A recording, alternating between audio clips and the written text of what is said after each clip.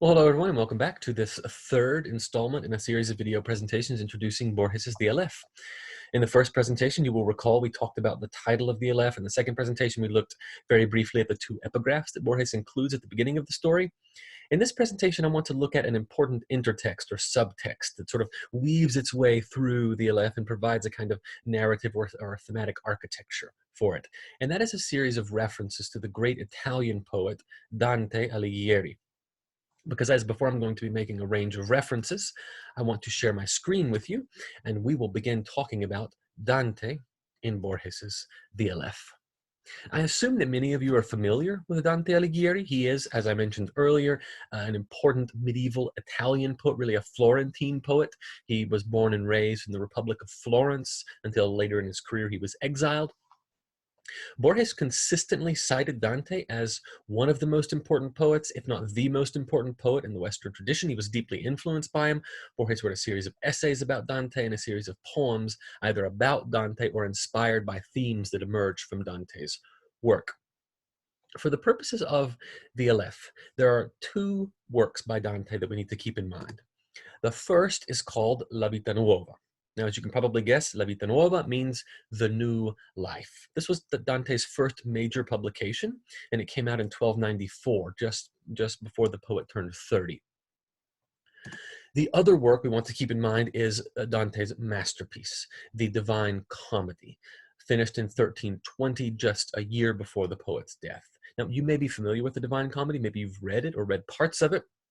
It tells the story of the narrator's journey through the three main regions of medieval Catholic metaphysics. It's divided into three parts. In the first part, we get the story of the narrator's journey through hell. And this is called the Inferno. This is the most famous part of the Divine Comedy, Dante's Inferno. The second part tells the story of the narrator's journey through purgatory. And this is called Purgatorio. The third and final part tells the story of the narrator's journey through heaven, and this is called the Paradiso. Okay. In a moment, I'm going to come back and talk about both of these texts in a bit more detail. But in order to understand the role that Dante is perhaps playing in the Aleph, we have to keep in mind not only the texts and not only Dante himself, but another critically important figure, Beatrice Portinari. Beatrice Portinari was a young Florentine woman with whom Dante was deeply, deeply in love throughout his life. Now, this may seem strange at first glance. Why? Well, first, you can see, based on the dates, Beatrice dies in 1290, fully 31 years before Dante's death. So, despite the fact that he outlives her 31 years, she continues to be, throughout his entire life, the sort of center of his love and romantic interest. There's another factor that may strike you as even stranger. It's not entirely clear that Dante ever actually met Beatrice. They certainly never had a conversation, and even more certainly never had a relationship, much less a romantic relationship.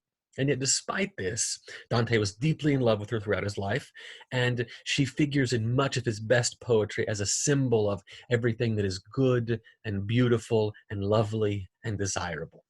Now, as I said, this may look strange at first glance, but within the context of literary history, it's not actually that odd.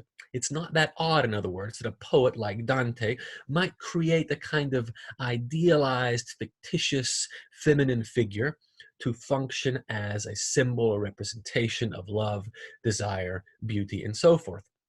This idea goes back at least to the Roman love poets. So Ovid, for instance, the great Roman love poet writing during the so-called Augustan period when Augustus was emperor of Rome, invents Corinna in a similar sort of way. Probably not an actual woman, a fictitious literary invention, but nonetheless functions for Ovid as a symbol of desire, beauty, loveliness, and so on.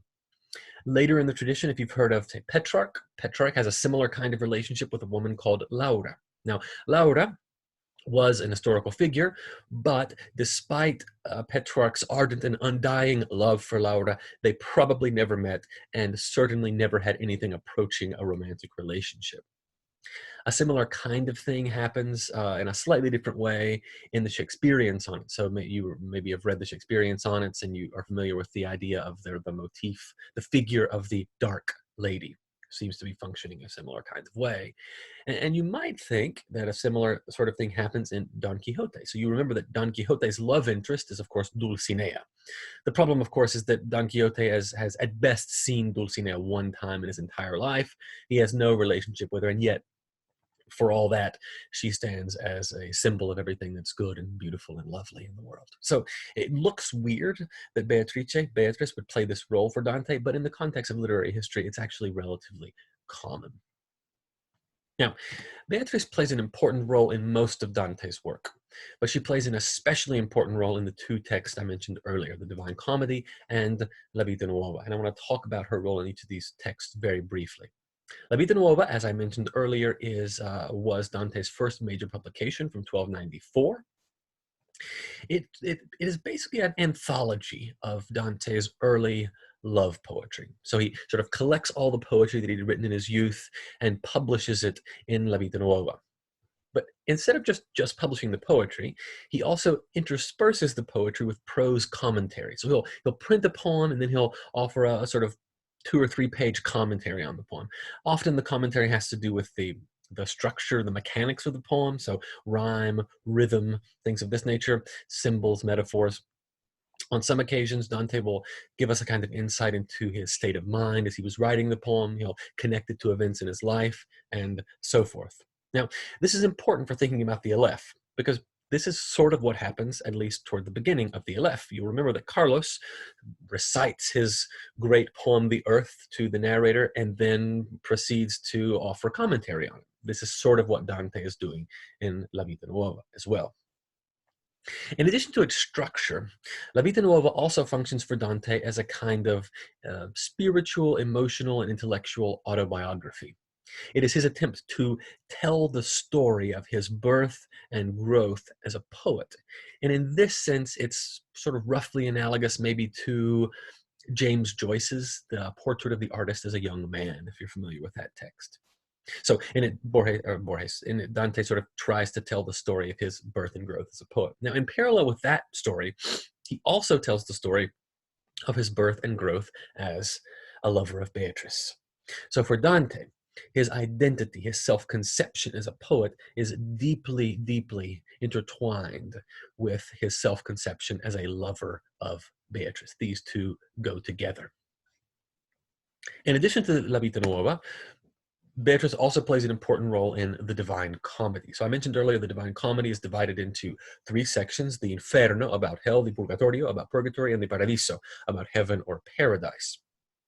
In all of the Inferno and most of the Purgatory, Dante's guide is the Roman poet Virgil, author of the Aeneid, among other things. As we approach the end of the Purgatory, however, Virgil has to take his leave, and he has to take his leave simply because he's a pagan, he's not a Christian, and he's not allowed to enter the Christian paradise. Now, when Virgil leaves, who takes over as Dante's guide? Well, Beatrice herself. She ushers Dante into paradise, leads him through its various regions, and then toward the end, ushers him into the divine presence. So for Dante, Beatrice is not only a symbol, and this is really important, not only a symbol of physical or romantic love, beauty, and attraction, she also stands as a symbol of Dante's desire for union with the divine, for transcendent beauty. Okay, so we're going to keep these 2 texts in mind and the role that Beatrice plays in them as we turn to the Aleph. I think the first way to begin thinking about how it is that the complex of Dante and Beatrice might be present in the Aleph is just to think about the names of the characters. So we have Dante Alighieri, and it seems to me, or at least I propose for your consideration, that Dante Alighieri is reflected in the Aleph in the character of Carlos Argentino Daneri. I say this primarily because it looks like Daneri is a kind of amalgamation of Dante and Alighieri, taking the first 3 letters of Dante, Dan, and the last 3 letters of Alighieri. That's my suggestion, at least. In addition to Dante, we also have Beatrice Portinari, Dante's love interest, and it looks to me like Beatrice Portinari is reflected in the Aleph in the figure of Beatrice Viterbo. They share a first name. Now, it's important to note that Borges was once asked in an interview about this connection, and he completely disavowed it. He said, that's really interesting. If you want to pursue it, that's fine. But I wasn't thinking in these terms when I wrote the piece. Wasn't part of my conscious intention. And that, it seems to me, is exactly like something Borges would say. Borges was a great reader of Dante, a great admirer of Dante. It seems to me almost impossible that Borges was in fact not thinking about Dante and Beatrice as he is writing this story. I will leave that to your judgment, but just putting my cards on the table, I think it's very clear that Borges was deliberately misleading his readers. And yet, if it's true that the pair Dante and Beatrice is sort of reflected in the Aleph in the characters of Carlos and Beatrice Viterbo, the connection or the pairing is in no sense straightforward or unproblematic. So think about a couple of things. First, Dante is deeply in love with Beatrice. The narrator is deeply in love, or was deeply in love, with Beatrice Viterbo. Why then does the narrator not cast himself in the role of Dante? Why does he cast a fellow writer who is in some ways his rival? Why make Carlos the Dante figure rather than himself? This already suggests that the analogy, the pairing of these characters is not straightforward or unproblematic, that there's something going on in Borges' treatment of the Dante-Beatrice complex. Think about this as well. Dante is a great poet, world-class, canonical, author of one of the most important poems ever written. What about Carlos? Is he a good poet? No, he's a terrible poet, at least according to the narrator. He's tedious, boring, imaginationless, a bit of a dolt. So why then would the narrator allow Carlos to play the part of Dante in his poem, in his short story? What's going on here? Again, there does seem to be a comparison, does seem to be a pairing or an analogy, but it's being undercut or ironized at all points. Here's something else to think about. So Carlos's name, Carlos Daneri, Carlos Argentino Daneri, contains the word Argentino. And Argentino means, of course, Argentine, someone from Argentina. There may be a suggestion here that Carlos Daneri is a kind of Argentine Dante. And what would that mean? Well, Dante is a great poet. Carlos Argentino Daneri is an awful poet. This may be Borges' way of poking fun at Argentine literature, as if to say, the best we can do, the Argentine Dante, Carlos Daneri, is not a great world-class poet like the real Dante Alighieri. He's a tedious, imaginationless dolt of a poet. So maybe he's sort of poking fun a little bit at Argentine literature. In any event, despite the, it seems to me, very clear pairing of Dante with Daneri and Beatrice with Beatrice, this pairing is laced throughout with irony. We have to keep this in mind. Irony is going to be a key motif, a key device in the Aleph, and I invite you to think about the ways in which irony works as a kind of corrosive or withering agent throughout the text. Okay, so in addition to the names, there's another sense in which I think perhaps Dante is functioning as a I don't know, kind of frame or a device within the Aleph. And this has to do with the key symbol of the story, which is the Aleph itself. You will recall, if you've read, if you haven't read, you'll know very shortly, that the Aleph as a symbol within the story is described by Carlos as a point in space that contains all points. Now, I talked about this in more detail in a previous presentation, so I'm not going to repeat it here. What I do want to suggest, however, is that Borges' description of the Aleph owes a certain debt to Dante. And I want to look at that debt in some detail, and then I will leave it to you to decide whether you think the argument is convincing. So, my claim is that Borges' description of the Aleph owes a debt to Dante, and specifically to Dante's description of the so-called beatific vision. So Dante's Paradiso, the third part of the comedy, after the Inferno and the Purgatorio, culminates with the so-called beatific vision. So what is the beatific vision? Maybe you've heard of it, maybe you haven't, doesn't matter. The beatific vision is a concept in Catholic theology, and it refers to the final total vision of God's essence that is available to the saints in heaven.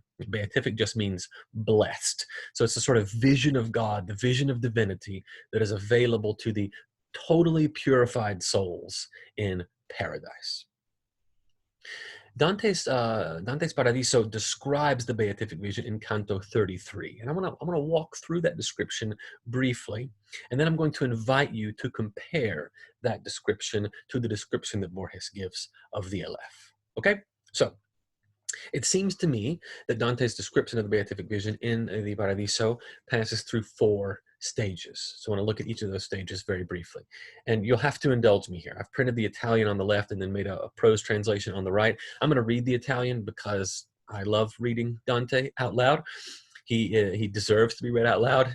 And you'll also be able to sort of hear the rhythm and the rhyme in a way that you won't be able to hear it in my prose translation. So the first part of Dante's description of the beatific vision is what I want to call the approach. So here Dante is sort of approaching the end of his journey. Remember, Canto 33 is the last canto, has about 140 or so lines. So we're sort of halfway through the last stage in Dante's approach to the beatific vision, this total vision of the plenitudinous of divinity. And he says, and I'll read it in Italian, and we'll talk about it. It says, E io che al fine de tutti i disi appropinquava, sì come io dovea, l'ardor del desiderio in me finì. Okay, so he says, and I, who was approaching the end of all my desires, just as I should, the ardor of desire within me ended. So 2 important things here. First of all, he describes the approach in terms of desire. It's something that he wants. But he also describes the approach as the end of his desires. That is to say, what he gets in the beatific vision is totally satisfactory. It completely satiates his desires. So think about that in the context of Borges's Aleph, especially as the narrator describes his approach to the Aleph. That's the first part of the description of the beatific vision in Dante.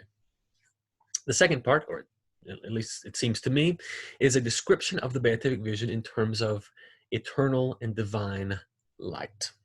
Yeah. So Dante says, and again, I'll read the Italian and then we'll look at the English translation. He says, O abbondante grazia, ond'io presunsi ficarlo viso per la luce eterna, tanto che la veduta vi consunsi. Okay, so he says, O abundant grace, whereby or by which I presumed to fix my vision, or presume to look upon the eternal light, la luce eterna, so much so che la veduta vi consunsi, so much so that I consumed all of my vision in it. Yeah.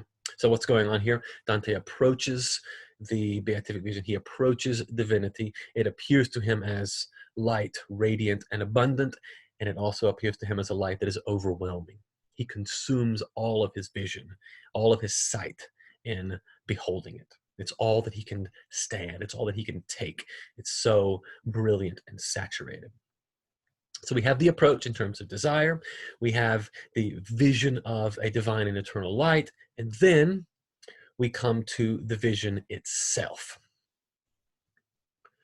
This third stage I'm characterizing as total vision. Now, the description in Canto 33 actually goes on for much longer. I'm just going to give you a key component of it here. So I'll read it in Italian again. He says, Nel suo profondo vidi che si interna, legato con amore in un volume, ciò che per l'universo si squaderna, sostanze ed accidenti e loro costumi quasi conflati insieme per tal modo che ciò che io dico è un semplice lume. So he says, in its depths, that is to say, in the depths of this divine light that he's seen, I saw gathered together and bound with love in a single volume, that which in the universe is dispersed and scattered. Substances, accidents, and their dispositions, that is just to say, the sort of characteristics of the physical world, as if joined together in such a way that what I'm referring to is a simple light, un semplice lume. So what's going on here? How is total vision characterized? Well, notice a couple of things. First of all, he characterizes it as a single point, un semplice lume, a single, simple, undifferentiated light. And yet, what does he see in this light? Well, he sees everything that per l'universo si squaderna, everything that in the universe is dispersed and scattered. So in the light of the beatific vision, he sees something that is at once simple and yet also contains every possible thing in it. It's a single point that contains all other points. Yeah? All substances, accidents, their dispositions, all the features of created reality are somehow, in some fashion, contained in this single point of light. Okay, the fourth step is what I'm going to describe as the, I'll call it God and love. So we've already seen the first reference to love in this terz. So he says legato con amore, so bound together with love. And then in the last lines of Canto 33, lines 143 to 45, Dante returns to the theme of love. This is one of the most famous passages in all of Western literature. I encourage you to learn it, memorize it in Italian. You can sort of like chant it to yourself when you're feeling bad. Works for me, but I'm a weirdo. So anyway, let's read it together in Italian, then we'll talk about it. He says, Ma già volgeva il mio disio la velle, sì come rota ch'igualmente mossa l'amor che muove il sole e l'altra stelle. So he says, but now like a wheel revolving uniformly, my will and desire were moved by that love which moves the sun, and the other stars. So here the beatific vision culminates in a vision of love. This is the end of Dante's poem, the end of Dante's career, finished just a year before his death, but it takes us all the way back to the beginning of his career in La Vita Nuova.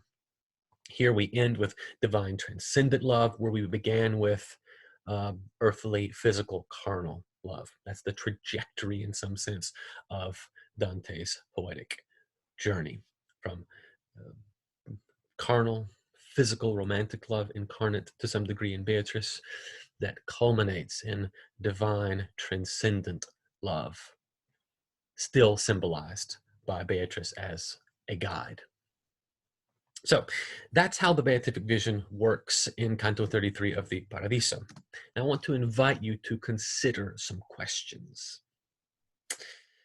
Keeping that description of the beatific vision in mind, how does the narrator describe his approach to an experience of the Aleph?